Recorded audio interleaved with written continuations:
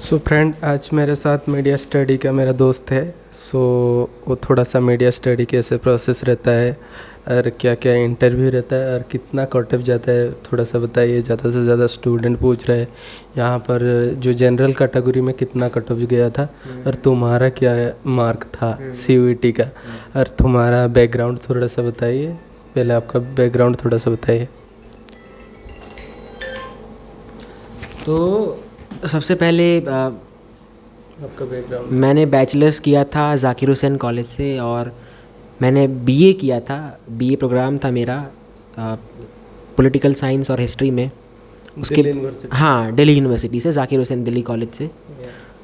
उसके बाद सडनली मेरा प्लान बना कि मुझे मास कम्युनिकेशन करना है। तो पहले IMC का सोचा, लेकिन बहुत ज़्यादा वहाँ की फ़ीस है। PG डिप्लोमा में वो लोग डिग्री देते हैं, तो इन सब वजह से मैंने कहा कि इसको ड्रॉप करते हैं। उसके बाद मैंने उसी समय मन बना लिया था कि IMC नहीं जाना है, उसके अलावा और कहीं अच्छी जगह चले जाएंगे। तो उन सब में से बेहतर मुझे यूनिवर्सिटी ऑफ हैदराबाद लगा। यहाँ आपको कम चार्जेस में फ़ूड मिलता है, हॉस्टल मिलता है, आप टॉप 10 यूनिवर्सिटी है, डिपार्टमेंट टॉप 5 में आता है, फैकल्टीज़ बहुत अच्छे हैं। तो यहाँ मेरा एडमिशन हुआ। अच्छा, कैसे हुआ? हाँ, तो सबसे पहली बात ये है कि जो इसका पूरा प्रोसीजर है एडमिशन का, आप 400 मार्क्स का एग्ज़ाम होता है। CUET। हाँ, CUET का होता है। तो 400 में से मुझे 215 आया था रिटन में। 215। अच्छा, उसके पहले ये है कि जब यूनिवर्सिटी का जो पैटर्न है यूनिवर्सिटी ऑफ हैदराबाद का, कि वो 60% मार्क्स कंसीडर करते हैं। जो आपका मार्क्स आया है, मतलब 215 में से उन्होंने मेरा 60% निकाला था। उसके बाद 40% वो इंटरव्यू का देते हैं। 40% तो अच्छा, और एक रिटन स्क्रिप्ट रहता है जो हाँ, मतलब DAF, या मैं भूल रहा हूँ एक टर्म, DAF तरीके से होता है जो UPSC में। मतलब आप लिख के भेजते हैं कि हमने अपने कॉलेज डेज़ में ये किया है, स्कूल डेज़ में ये किया है। वो इसीलिए हमसे मांगते हैं क्योंकि इंटरव्यू के समय कुछ सवाल उससे पूछ सकें। और तुम्हारा मोटिवेशन के लिए व्हाई यू जॉइन इन। हाँ, आप क्यों ज्वाइन करना चाहते हैं, ठीक है। तो उन्होंने ये मेरे से पूछा था। अब कितना पेज का लिखा था वो जो पूरा प्रोसेस? स्कूल में मैंने ऐसा उतना कुछ किया नहीं था, पढ़ाई करता था। कॉलेज जब आया तो कोविड बैच था, आखिरी के 2 साल तो घर बैठे निकल गए। तो कॉलेज में भी कुछ वैसा एक्टिविटी रहा नहीं था, तो मेरा उतना कुछ लंबा चौड़ा था नहीं अचीवमेंट कि मैं अपने DAF में लिखूं, ठीक है। लेकिन जो कुछ भी डिबेट किया था कॉलेज में या और भी चीज़ें जो की थी थोड़ी बहुत, उसको मैंने लिखा था। मतलब ईमानदारी से, मतलब कुछ भी मैंने जानबूझ के नहीं लिखा था कि ये लिख देता हूँ तो एडमिशन मिल जाएगा, नंबर मिल जाएंगे, ठीक है। क्योंकि आपसे वो सवाल करेंगे तो जवाब भी आपको तैयार रखना पड़ेगा यदि झूठ लिखिएगा तो इसके बाद इंटरव्यू हुआ नहीं? इंटरव्यू हुआ। तो इंटरव्यू में जब मैं इंटरव्यू देने वाला था तो ऑब्वियस सी बात है, एक जहन में आता है कि जो इंटरव्यू लेने वाले प्रोफेसर्स होंगे वो कहीं आइडियोलॉजी से ड्राइव होके ना हमें नंबर दें, क्योंकि ये चीज़ देखी जा रही है कि आइडियोलॉजी के आधार पे, उसके बेसिस पे एडमिशन्स मिल रहे हैं यूनिवर्सिटीज़ में आजकल, ठीक है। लेकिन मैं आप सबको यही बताना चाहूँगा कि ऐसा कुछ भी नहीं है। मैंने जो इंटरव्यू दिया था, जो मेरा आइडियोलॉजी है उससे ही ड्राइव होके मैंने सारे आंसर्स दिए थे। और प्रोफेसर्स को इससे बिल्कुल मतलब नहीं था, उनको जवाब से मतलब था। और जब मैंने इंटरव्यू दे दिया, जब रिज़ल्ट आया और मेरा एडमिशन हुआ, तो मुझे लगा कि जो मेरा वोकलनेस था, जो मैंने वोकल होके जवाब दिया था उनके सवाल का, मुझे लगता है उनको वो पसंद आया, इसलिए उन्होंने मुझे अच्छे खासे नंबर दिए और मेरा हो पाया यहाँ पे।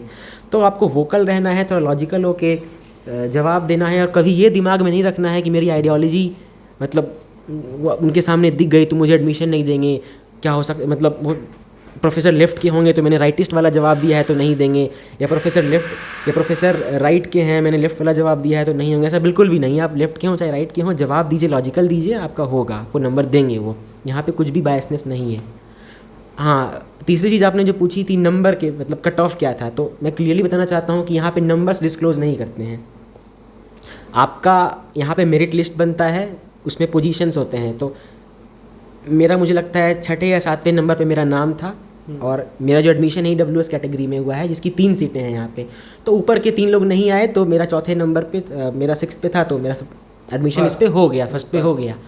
तो नंबर नहीं बताते हैं कि टोटल आपको नंबर कितना आया है इंटरव्यू का, रिटर्न का। डायरेक्टली वो मेरिट लिस्ट बनता है, इसमें सिर्फ नाम होता है।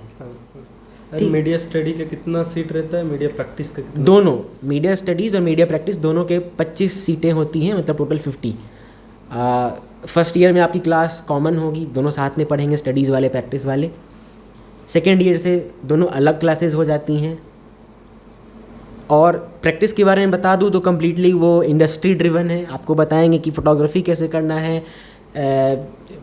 वीडियो शूट कैसे करनी है, डॉक्यूमेंट्री कैसे बनाना है, एडिटिंग कैसे करना है, स्टूडियो का कैसे मैनेज करना है, कैमरा कैसे सेट करना है, लाइटिंग कैसे करनी है। लेकिन अब जब स्टडीज़ में आते हैं तो वही थियरी, आपको थियरी पढ़ना पड़ता है। मार्क्स और फूको और तमाम जितने भी थियरिस्ट रहे हैं, वेस्टर्न फिलोसोफर्स रहे हैं, उनको पढ़ना पड़ता है। तो मोटा मोटी यही है। क्योंकि मैं भी अभी स्टडीज़ में ही जस्ट गया हूँ, तो एक दो क्लासेस हुई हैं, तो उसको देख के लग रहा है कि थ्योरेटिकल पार्ट है और ज़्यादातर वेस्टर्न फिलोसोफर्स को पढ़ना है। इंडियन सोसाइटी को भी पढ़ेंगे, ठीक है, उसको कम्युनिकेशन से रिलेट करके पढ़ेंगे कि उसका क्या असर है कम्युनिकेशन पे, इंटर रिलेट करके पढ़ना पड़ेगा बेसिकली। तो यही मुझे समझ में आ रहा है। और थोड़ा सा बताइए, जब आपका एडमिशन लिया था तब कोर्स फी कितना लिया गया था? जब मैं एडमिशन यहाँ पे लिया था तो अराउंड मेरे से 15,000 चार्ज किया था इन्होंने। और हॉस्टल चार्ज कितना? हॉस्टल चार्ज आपको 6 महीने का 500 रुपया लगता है, 500 रुपीज़, मतलब पर मंथ वही 85 इस तरीके से। हाँ, मेस चार्ज जो आपका होता है, जो बेसिक चार्ज होता है 2200 का होता है। आप नॉनवेज खाइएगा, कुछ एक्स्ट्रा खाइएगा, नॉनवेज मटन या चिकन जो भी, तो उसका एक्स्ट्रा जुड़ता है आपके बिल में।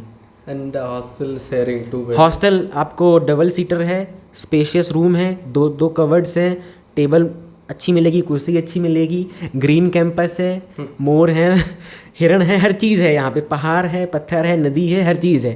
और थोड़ा बताइए, अब तो 1 साल ख़त्म होने के बाद इंटर्नशिप जो था। हाँ, तो 1 साल जब आपका हो जाता है तो आपको इंटर्नशिप करना होता है। मतलब ऐसा नहीं है कि 1 साल होने के बाद ही आपको करना है तभी आप सेकेंड ईयर में जाएंगे। आप इंटर्नशिप आपके कोर्स ख़त्म होने से पहले पहले आपको करना पड़ेगा 1 मंथ का, ठीक है, मतलब 4 वीक्स का आपको करना पड़ेगा, मैंडेटरी है। तो मैंने पीटीआई में इंटर्नशिप किया था, हमारे डिपार्टमेंट का कोलैबोरेशन था पीटीआई के साथ, तो लगभग लोगों ने पीटीआई में ही इंटर्नशिप किया। अच्छा एक्सपीरियंस रहा। और कितना कुछ मानी दिया था क्या? नहीं, एकदम अनपेड था इंटर्नशिप। पीटीआई पे नहीं करती है इंटर्नशिप के लिए, अनपेड था, लेकिन सीखने को बहुत सारी चीज़ें मिली। मैंने पीटीआई दिल्ली में किया था, कुछ लोगों ने जो उनके ब्यूरोज़ हैं जैसे हैदराबाद में, लखनऊ में, रांची में, वहाँ उन्होंने किया था। तो फूडिंग स्टेइंग दे पेइंग और यू? नहीं, कम्प्लीटली वो सेल्फ फंडेड होता है। आप कहीं भी जाइए, अपने पैसे लगा के रहिए और इंटर्नशिप कीजिए। वो तो हो गया इंटर्नशिप के बाद। हाँ, अभी क्या सेकेंड ईयर क्लास स्टार्ट हो गया है? क्लासेस स्टार्ट हो गई हैं। हाँ, सो और थोड़ा सा बता दीजिए, जो हमारा यूनिवर्सिटी का जो फैसिलिटी क्या रहता है? फैसिलिटीज़ आपके पास लाइब्रेरी का फैसिलिटी है, रीडिंग रूम का है, किताबें हैं, आपके पास ऑनलाइन जो जर्नल्स हैं उसका एक्सेस है, मैगजीन्स हैं, न्यूज़पेपर्स आते हैं आपको डिपार्टमेंट में, आप यूनिवर्सिटी की लाइब्रेरी में आप दिन रात पढ़िए, आपको कोई रोकने वाला नहीं है। लोग काफ़ी कोऑपरेटिव हैं, लोग काफ़ी डिसेंट हैं यूनिवर्सिटी ऑफ हैदराबाद के कैंपस में।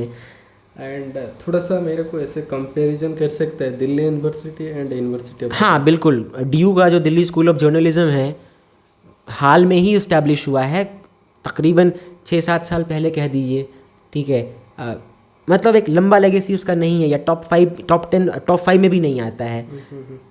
वहाँ आपकी फ़ीस ज़्यादा है, आपको मास्टर्स कीजिएगा तो लाखों में आपको वहाँ पे रुपए देने पड़ेंगे, प्लस आपको कहीं आसपास कमरा लेके रहना पड़ेगा, विजयनगर में या हडसन लेन में, उसके आसपास जो एरिया है, अगेन वो एक्सपेंसिव है, आपको रेंट देना पड़ेगा, आपको मेड रखनी पड़ेगी खाना बनाने के लिए, राशन लाना पड़ेगा। तो कुल मिला के बहुत ज़्यादा खर्चीला बजट हो जाता है DU से। आप जब जर्नलिज्म करते हैं तो पैसे हैं तो आप कर सकते हैं, लेकिन जिनके पास पैसे भी हैं मैं उनको वही बोलूँगा कि मास्टर्स करना है तो यहाँ से कीजिए, रेप्यूटेड इंस्टीट्यूशन है, फैकल्टीज़ भी काफ़ी अच्छे हैं। और हमारे यूनिवर्सिटी का रैंक क्या है, जर्नलिज्म का रैंक? हाँ, मैंने अभी बताया कि इंडिया टुडे ने हमें 5th पोजीशन पे रखा है, हमें 5th रैंक दिया है SN स्कूल को। सरोजनी RD स्कूल जो है उसके अंडर जो कम्युनिकेशन का डिपार्टमेंट आता है उसको 5th पोजीशन पे रखा है। एंड क्लास 75% कंपलसरी और नहीं है? जब मैं देखिए टीचर्स पे डिपेंड करता है। अभी मैं फर्स्ट ईयर की बात बताता हूँ। फर्स्ट ईयर में हमारी जो HOD हैं उषा मैम, उन्होंने अटेंडेंस नाम की चीज़ हटा दी थी। उन्होंने कहा कि जाओ फ्री है क्लास, तुम आओगे, तुम पढ़ोगे, तुम्हें नॉलेज होगा, नहीं आओगे तुम्हारा नुकसान है इसमें। तो लिबरल है इस मामले में, टीचर्स लिबरल हैं। हालांकि जो एडमिन है उसका साफ साफ कहना है कि 75% जो अटेंडेंस है मैंडेटरी है, लेकिन वो डिपार्टमेंट वाइज और टीचर वाइज वेरी करता है। हाँ, वो तो सही है। और जनार्दन सर का कैसा है क्लास रहता है? जनार्दन सर, अब तो जो लोग यहाँ पे आएंगे उन्हें पता चलेगा, जनार्दन सर अच्छे हैं काफ़ी। उन्होंने ही हमारा कोलेबोरेशन करवाया था, मतलब पीटीआई के साथ डिपार्टमेंट का, और उन्होंने ही खुद पीटीआई के लोगों को कॉल करके हमारा उनसे इंटर्नशिप तय किया, हमें भेजा। बहुत अच्छे हैं, दिन रात वो काम में, आप उन्हें कभी भी यहाँ वहाँ नहीं देखिएगा, दिन रात वो फोकस्ड रहते हैं, या सिखाने में या खुद पढ़ने में। इस तरीके के टीचर हैं, अच्छे टीचर हैं। और दूसरा बात वो है, सपोज यहाँ पर जो लोग ज़्यादा स्टूडेंट जो ज्वाइन कर रहे हैं, ज़्यादा गवर्नमेंट के लिए प्रिपरेशन कर रहा है कि यार प्राइवेट के लिए प्रिपरेशन कर रहा है? और प्लेसमेंट के बारे में बताइए। प्लेसमेंट देखिए, कोविड से पहले, जहाँ तक मेरे सीनियर्स मुझे बताते हैं कि कोविड से पहले अराउंड 60% प्लेसमेंट्स हो जाते थे, ज़्यादातर कॉरपोरेट में, क्योंकि यहाँ मीडिया हब है नहीं हैदराबाद में, तो कॉरपोरेट्स है, आईटी का हब है हैदराबाद, तो वहाँ पे प्लेसमेंट हो जाते थे। लेकिन जब कोविड आया और कोविड के बाद का सीन ऐसा है कि लोग ज़्यादा प्लेस्ड नहीं हो रहे हैं। अब की बार जो हमारा प्लेसमेंट का परसेंटेज है डिपार्टमेंट से, वो अराउंड 25-30 इस तरीके से है, जो कि एकदम हाफ हो गया है, 60 और 30। ठीक है, ये डिपेंड करता है हम पे भी कि हमें कहाँ जाना है, क्या करना है, हम क्यों परस्यू कर रहे हैं इस कोर्स को। अब मैं हूँ तो मुझे मीडिया में ही जाना है, तो मुझे प्लेसमेंट से मतलब नहीं है। मुझे पता है यहाँ पे कोई मीडिया कंपनी आने वाली नहीं है, कॉरपोरेट में जाना नहीं है, तो खुद मुझे नोएडा जाना है, वहाँ पे नौकरी की तलाश करनी है।